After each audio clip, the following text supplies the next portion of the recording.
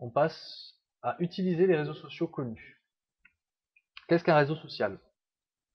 Un réseau social est une application internet qui permet de communiquer avec ses connaissances, rencontrer de nouvelles personnes ou des professionnels. On commence par l'introduction.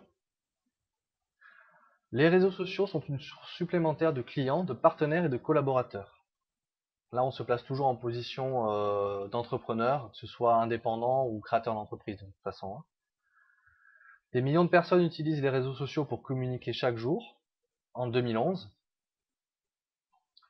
Facebook, c'est 500 millions d'utilisateurs dans le monde. Twitter, c'est 300 millions. LinkedIn, c'est 100 millions. Viadeo, c'est 30 millions. Et MySpace, c'est 165 millions. Les entreprises proposent même leurs services pour communiquer à votre place sur les réseaux sociaux. Ça, il faut le savoir, c'est toujours possible. Donc, qu'est-ce que c'est? Là, je vais vous présenter rapidement les principaux réseaux sociaux les plus connus pour vous dire un petit peu leurs caractéristiques. Donc, Facebook. Créez en plus de votre page de profil, donc vous pouvez créer une page de profil, une page pour votre entreprise et communiquer par un mur virtuel de discussion. Donc c'est le principe de Facebook en fait, le mur virtuel de discussion sur lequel on va communiquer régulièrement, que ce soit de façon personnelle, comme vous devez très certainement le connaître, puisque vous êtes peut-être déjà sur Facebook, mais on peut aussi créer une page d'entreprise et communiquer de la même façon. Facebook, c'est un peu la place publique du monde entier en fait. La particularité de Facebook est de s'informer de ce que font vos amis, votre famille, vos concurrents, vos collaborateurs, quelle que soit leur distance. C'est un réseau social plutôt généraliste. Maintenant, on va voir Twitter.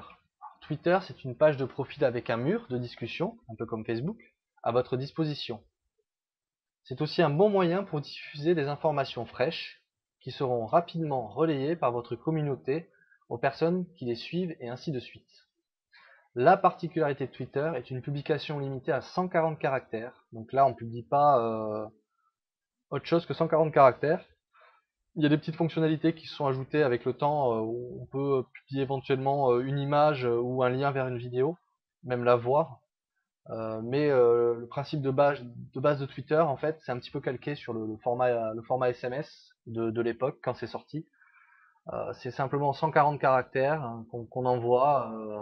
En fait, l'objectif, le but de ces 140 caractères, c'est pas simplement pour une entreprise, hein, c'est pas simplement de publier des phrases très courtes, c'est surtout de ramener vers des liens externes, donc de poser des liens externes pour ensuite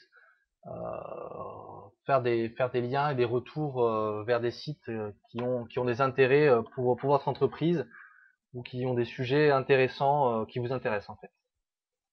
Vous apprendrez vite à synthétiser vos publications et à utiliser les liens vers d'autres sites ou sources d'informations sur Twitter. C'est un réseau social plutôt porté sur les centres d'intérêt. Donc. Maintenant, nous allons voir LinkedIn. LinkedIn, c'est d'abord une page pour créer votre profil façon CV et un échange de messages et échanger des messages. C'est un moyen très intéressant de créer des collaborations et de trouver des partenaires ou investisseurs. C'est aussi un bon moyen d'être au courant des nouveautés et de l'évolution des personnes au niveau professionnel. Il y a une faute d'ailleurs là. Hop. Voilà. La particularité de LinkedIn est votre page présentée comme un CV et de s'informer sur ce que fait votre réseau professionnel.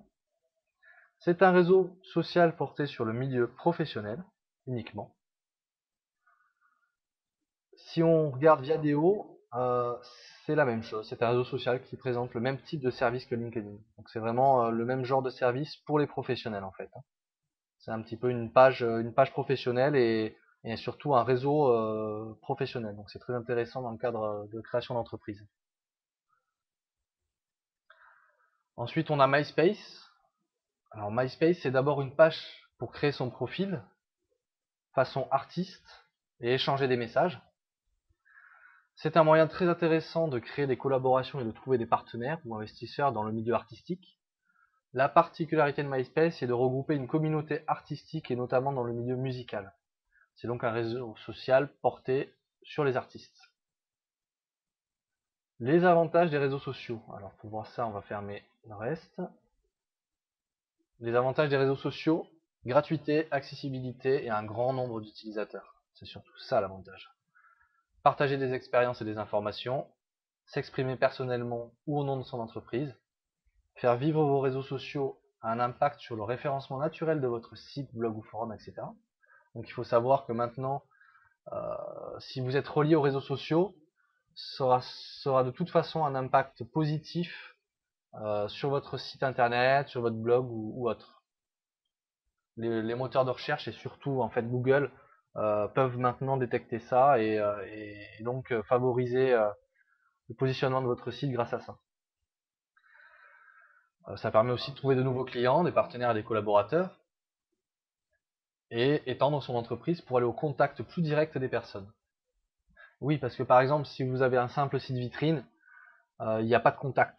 Vous n'avez aucun contact avec vos clients, sauf si ces clients-là, ou même ces visiteurs qui ne sont pas encore des clients, décident de vous contacter. Alors que par les réseaux sociaux, vous allez pouvoir peut-être rentrer en contact de façon plus douce et plus familière et moins intrusive. Donc c'est vraiment très intéressant aussi. Les inconvénients des réseaux sociaux, cela prend énormément de temps. Le temps consacré n'apporte pas forcément les retours attendus, sauf si vous apprenez à bien communiquer sur les réseaux sociaux. Donc une formation aux techniques du marketing social, qu'on appelle aussi le SMO, Social Media Optimization, sera peut-être à envisager pour avoir un retour concret avec les réseaux sociaux. En conclusion, les réseaux sociaux sont un plus pour communiquer pour votre entreprise indépendante, de façon gratuite. Ils nécessitent cependant une prise en main pour en tirer leurs avantages. Ils nécessitent aussi beaucoup de temps si vous voulez en utiliser plusieurs. Je recommande dans le cadre de votre entreprise indépendante d'utiliser ceux qui vous semblent les plus porteurs et aussi ceux qui vous semblent les plus simples à utiliser. Je recommande aussi de les utiliser dans un cadre professionnel, dans un second temps, car ils ne représentent pas une priorité. Dans un second temps, de les utiliser donc dans un second temps, car ils ne représentent pas une priorité en termes de communication en ligne. C'est-à-dire qu'on ne va pas commencer une communication en ligne par du référencement social, par la création de pages Facebook, pages Twitter, etc. C'est pas par là qu'on va commencer. On va plutôt commencer justement par la création d'un site, par la création d'un site e-commerce, par la création d'un site mobile en fonction vraiment après du secteur d'activité qu'on a. Le référencement va surtout servir à venir renforcer notre position sur Internet et notre image sur Internet. Donc astuce, vous pouvez aussi interagir avec les réseaux sociaux directement depuis votre site, blog, forum, sans y être inscrit. Alors ça c'est super important, c'est que même si vous n'êtes pas inscrit sur les réseaux sociaux, ça ne vous empêche pas d'être présent sur les réseaux sociaux. On va reprendre mon exemple de site, on va reprendre mon site par exemple. Là, voilà. Alors moi je suis inscrit, donc j'ai mis des vignettes qui me permettent aux gens de venir sur chacun des réseaux sur lesquels je suis. Mais aussi, si on va sur cet article, donc si je rentre sur la page de l'article, vous allez constater qu'en fait en bas j'ai mis en place des petits boutons, des liens, même en haut de page, des liens vers les réseaux sociaux.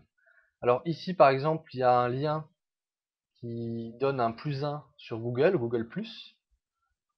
Ici il y a un autre lien sur lequel les personnes peuvent liker, peuvent cliquer sur j'aime, donc dire qu'elles aiment ma page. On retrouve aussi en bas de l'article les mêmes liens en fait.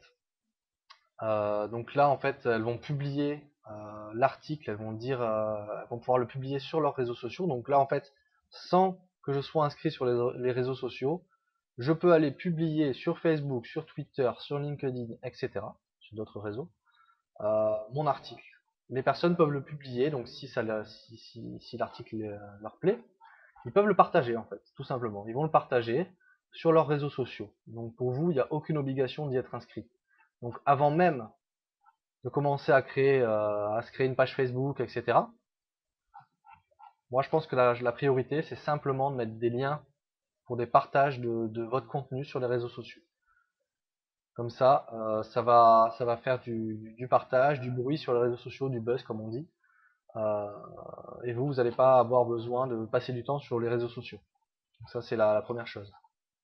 à mettre en place en plus dans un site ou dans un blog ou dans n'importe quel support de communication dans lequel c'est possible. Voilà pour les réseaux sociaux connus. Parce qu'après, il y en a bien d'autres qu'on peut utiliser, mais bon, là, l'objectif, c'est quand même de faire connaître son entreprise, même si c'est une petite entreprise indépendante. Donc pour ça, on va utiliser d'abord des réseaux sociaux sur lesquels il y a du monde.